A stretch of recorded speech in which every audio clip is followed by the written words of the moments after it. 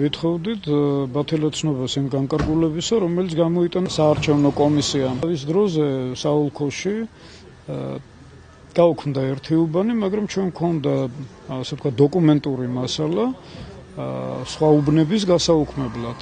უარი გვეთქვა განკარგულების გაუქმებაზე, მაგრამ ეს სულაც არ ნიშნავს იმას, რომ ჩვენი დოკუმენტები ასე ვთქვათ არ რჩება ძალაში. აქ მართალი იყო იმ ნაწილში სასამართლო, რომ იკვეთება სისხლის სამართლის ნიშნებიც კი და სხვა გზით, ასე ვთქვათ, წარმართავთ ჩვენ პროცესს.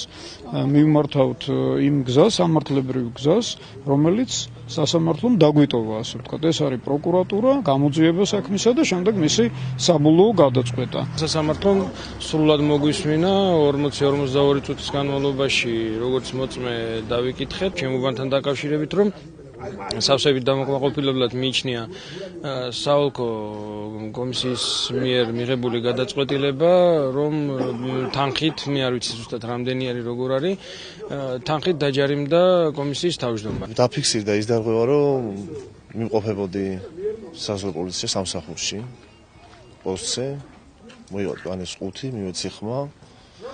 შემდეგ 1 საათში შეიცვალა განაწესი, ჩამოუბრუნდით ჩვენ საგუშაგოზე.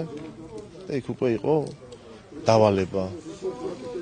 რო თქვა ზეწოლა და რაღაც ჩხუბი და ეგეთი გაწევ-გამოწევა და რაღაცა იყო კონკრეტული დავალება. დაბრძანდით მანქანაში, ჩვენ მანქანაში, წაბრძანდით თქვენ უბნებზე.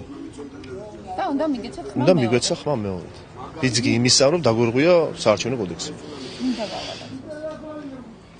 დაგვავალა ჩვენმა უფროსმა. ჩვენ ვინ იყო თქვენ ვინც და თენგიზ ილამი.